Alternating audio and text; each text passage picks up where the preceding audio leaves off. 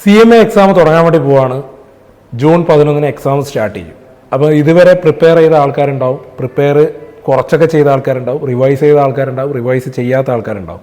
പക്ഷേ ഒരു എക്സാമിന് പോകുമ്പോൾ നമ്മുടെ മൈൻഡ് സെറ്റ് എന്തായിരിക്കണം എന്ന് വെച്ച് കഴിഞ്ഞാൽ, നമ്മൾ പോകുന്ന ഒരു എക്സാമിന് നമുക്കറിയാവുന്ന കാര്യങ്ങൾ എക്സാമിൻ്റെ ക്വസ്റ്റ്യൻ പേപ്പറിൽ കണ്ടു കഴിഞ്ഞാൽ അതിന് വളരെ ആധികാരികമായിട്ട് എക്സാം എഴുതുക, ആ അറിയുന്ന കാര്യങ്ങൾ വ്യക്തമായിട്ട് പേപ്പറിൽ എഴുതി പ്രസൻറ്റ് ചെയ്യുക എന്നുള്ളതാണ് നമ്മുടെ എക്സാമിന് ചെയ്യേണ്ട പെർഫോമൻസ് എന്നുകൊണ്ട് ഉദ്ദേശിക്കുന്നത്. അപ്പോൾ ചില ആൾക്കാരെങ്കിലും ഈ എക്സാമിനോടുള്ള ഒരു പേടി കാര്യങ്ങളൊക്കെ ഉണ്ടാവും. ആക്ച്വലി നിങ്ങൾ പേടിച്ചത് കൊണ്ടോ വറി ചെയ്തത് കൊണ്ടോ ടെൻഷൻ അടിച്ചത് കൊണ്ടോ നിങ്ങളുടെ പെർഫോമൻസിന് എന്തുണ്ടാവണമെന്നില്ല, മാറ്റമൊന്നും വരണമെന്നില്ല. നിങ്ങൾ ഉദ്ദേശിക്കുന്ന പെർഫോമൻസ് പിന്നെയും താഴോട്ടാണ് പോവുക.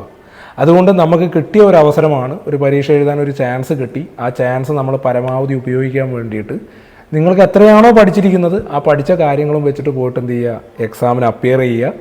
ദിവസങ്ങളുണ്ട്, എക്സാമിൻ്റെ തലേന്നും എക്സാം നടക്കുന്ന സമയത്തിനിടക്കൊക്കെ ആയിട്ട് കുറച്ച് ഗ്യാപ്പൊക്കെ കിട്ടും. പറ്റാവുന്നിടത്തോളം കാര്യങ്ങൾ റിവൈസ് ചെയ്യുക. എപ്പോഴും ഒരു കാര്യം മാത്രം ശ്രദ്ധിക്കുക, എക്സാമിൻ്റെ തലേന്നൊക്കെ പോയിട്ട് നമ്മൾ ഇതുവരെ പഠിക്കാത്ത ഒരു പോർഷൻ രണ്ടാമത് പഠിക്കാൻ നോക്കുകയോ അതിൻ്റെ മുകളിൽ കൂടുതൽ ടെൻഷൻ അടിക്കാനോ പോയി കഴിഞ്ഞാൽ നമ്മൾ മുമ്പ് പഠിച്ചു വെച്ചതും നമ്മൾ നന്നായിട്ട് റിവൈസ് ചെയ്തതൊക്കെ നമ്മുടെ മൈൻഡിൽ നിന്നുണ്ടാവും. ഒരു കൺഫ്യൂഷനായിട്ട് നമുക്ക് ഉദ്ദേശിച്ച രീതിയിൽ പ്രസൻറ്റ് ചെയ്യാൻ പറ്റാത്ത അവസ്ഥ വരും. അപ്പോൾ എക്സാമിന് പോകുന്ന ആൾക്കാരോട് ആകെ ഇത്രേ പറയാനുള്ളൂ, ഒരു ചാൻസാണ്.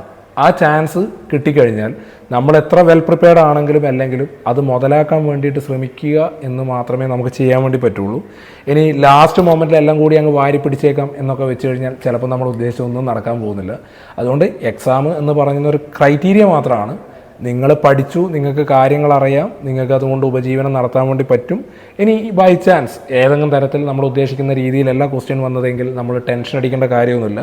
പൊതുവേ കണ്ടുവരുന്ന ഒരു പ്രവണത, ഒന്നാമത്തെ എക്സാം കുറച്ചൊന്നും നമ്മൾ ഉദ്ദേശിച്ച രീതിയിലല്ലെങ്കിൽ രണ്ടാമത്തെ എക്സാമിന് പോകാതിരിക്കുക, മൂന്നാമത്തെ എക്സാമിന് പോകാതിരിക്കുക, നാലാമത്തെ എക്സാമിന് പോകാതിരിക്കുക എന്നുള്ള ഒരു ചടങ്ങൊക്കെ പൊതുവേ കാണാറുണ്ട്. അങ്ങനെയൊന്നും ചെയ്യരുത്. നിങ്ങൾ എക്സാമിന് എന്തായാലും ഫീസ് അടച്ചു, അതൊരിക്കലും തിരിച്ചു കിട്ടാൻ വേണ്ടി പോകുന്നില്ല. അപ്പോൾ പറ്റുന്ന നിങ്ങളുടെ ആരോഗ്യം അനുവദിക്കുന്നുണ്ടെങ്കിൽ, നിങ്ങൾ ഒന്നാമത്തെ എക്സാം കുറച്ച് മോശമായിട്ടാണ് പെർഫോം ചെയ്തതെങ്കിലും രണ്ടാമത്തെയും മൂന്നാമത്തെയും നാലാമത്തെയും എക്സാമിന് നിങ്ങൾ ഫിസിക്കലി പോയിട്ട് എന്ത് ചെയ്യണം, അപ്പിയർ ചെയ്യണം. ആ എക്സാമിൻ്റെ ഒരു എക്സ്പീരിയൻസ് നിങ്ങൾ നിർബന്ധമായിട്ട് എന്ത് ചെയ്യണം, അറിയണം. പൊതുവേ ചില കുട്ടികൾക്കെങ്കിലും ഉള്ള ഒരു കാര്യമാണ് എക്സാം എടുക്കുമ്പം ആ എക്സാമിൽ നിന്ന് ഒളിച്ചോടുന്ന ഒരു പരിപാടി. അത് എന്തായാലും ഒരു കൊമേഴ്സ് പ്രൊഫഷണൽ കോഴ്സ് പഠിക്കുന്ന ഒരു കുട്ടിക്ക് എന്തല്ല, നല്ലതല്ല. എക്സാം എഴുതുക, ജയിക്കുക തോക്കുക എന്നുള്ളതൊക്കെ സെക്കൻഡറി മാറ്ററാണ്, അതൊക്കെ നടക്കും. പക്ഷെ നമ്മളൊരു മൈൻഡ് സെറ്റ് അതിനെ പോസിറ്റീവായിട്ട് സെറ്റ് ചെയ്ത് വെച്ചിട്ടില്ലെങ്കിൽ നമ്മൾ ഉദ്ദേശിച്ച റിസൾട്ടിലൊന്നും കിട്ടണമെന്നില്ല. അതുകൊണ്ട് എക്സാമിൻ്റെ കാര്യങ്ങൾ ഇനി നമ്മൾ ടെൻഷൻ അടിക്കേണ്ട കാര്യമൊന്നുമില്ല. സമയമായി. 11-ാം തീയതി എക്സാം സ്റ്റാർട്ട് ചെയ്യും. 18-ാം തീയതി ഒരു എക്സാം ഉണ്ട്. അതിനിടയിൽ ഒരു പെരുന്നാളും ഉണ്ട്. പെരുന്നാളിന് എന്തായാലും ലീവും കാര്യങ്ങളൊന്നും ഉണ്ടാവില്ല എന്നുള്ള കാര്യം തൊട്ട് മുമ്പ് ഞാൻ പറഞ്ഞിട്ടുണ്ട്. അപ്പോൾ എക്സാം നല്ലപോലെ പറ്റാവുന്ന രീതിയിൽ, നിങ്ങളെ കൊണ്ടാവുന്ന രീതിയിൽ പെർഫോം ചെയ്യാൻ വേണ്ടി ശ്രമിക്കുക. എല്ലാ ആൾക്കാർക്കും എക്സാം നല്ല രീതിയിലാവട്ടെ, എല്ലാവരും പാസ്സാവട്ടെ, അർഹിക്കുന്ന വിജയം നിങ്ങൾക്ക് ഉണ്ടാവട്ടെ എന്ന് ആശംസിക്കുന്നു.